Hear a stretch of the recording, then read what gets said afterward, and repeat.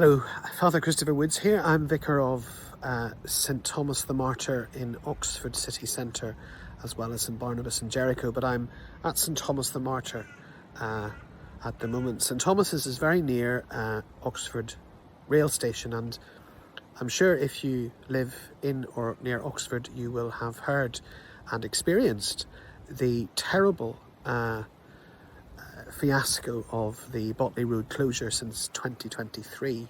We're now in June 2025, and it's been an ongoing challenge for everyone really, including those who are working in Network Rail and Keir and the Thames Water and on all of the public services that are involved in making a new railway bridge. There are very many reasons why there's been such a delay and lots of public discontent. That's not what I'm here to talk about. I'm here because in the last few days, the situation in one particular part of my parish where I'm vicar has had terrible problems, and I'm just going now to visit them to find out a little bit more. So here I am in Frightswide Square, and behind me you can see the extent of the Botley Road closure and the magnitude of the works, and I'm just about to enter into what the public call the Tunnel of Doom.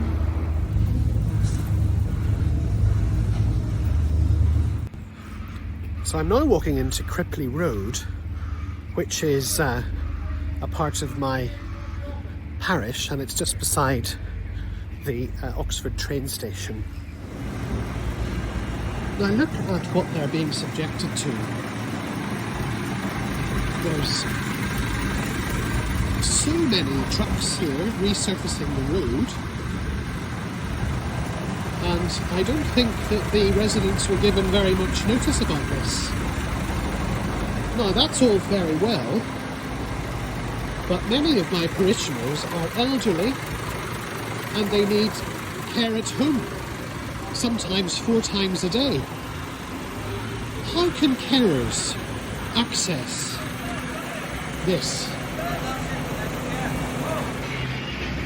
I've just had a lovely chat with a Network Rail project manager. I didn't video record him, but he was very, very kind and apologetic.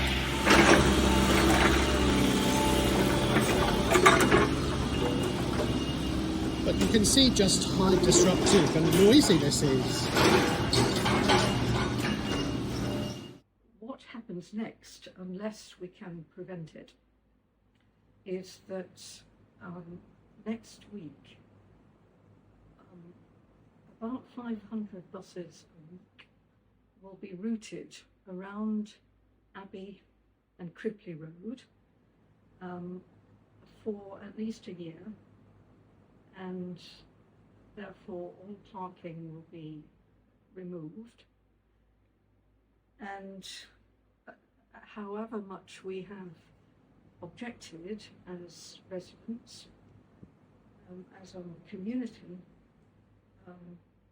those objections have simply been ignored. No proper impact assessment has been done as to the effect on the road of all this heavy traffic for which it was not designed. We live in a cul-de-sac, a residential cul-de-sac, which was originally, the roads here were originally for horses and carts. Yes. And now we have these enormous buses plus heavy lorries, the work lorries, Yes. going round. Are some of your neighbours very distressed about this? We all are very distressed. The frustration levels are dangerously high, I would say, because we are not being listened to. We are putting forward, I think, some very sensible arguments against the suitability of what they're proposing, but to no avail thus far. And obviously, as in any little community, a number of us are very vulnerable, Yes. and a number of us require, for example, regular visits from carers. What is going to happen when those carers can't actually park? So there's a very significant human cost to this.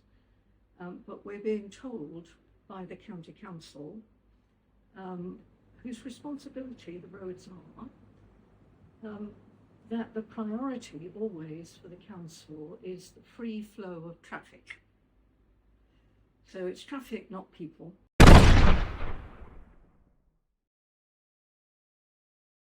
A water main burst, and the whole of Abbey Road was flooded.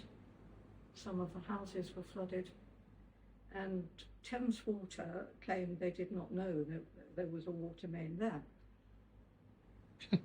What else is underneath the road? And what's going to happen when this a very significant volume of heavy traffic hurtles around? All of these arguments have just been set aside, because for the council, for Network Rail, this is the easiest option. So I've just come back from visiting my very distressed parishioner and walking back towards Oxford train station, and in that little community in Abbey Road and Cripley Place, Cripley Road, at the moment there's terrible feelings of anger and frustration at the lack of due process, the lack of adequate communication, and the very slapdash nature of the way the work is being carried out. It's not the fault of the individual people who are working there. They're as distressed and as frustrated as anybody else who lives there. It's more the fault of the system and the fault of those in charge.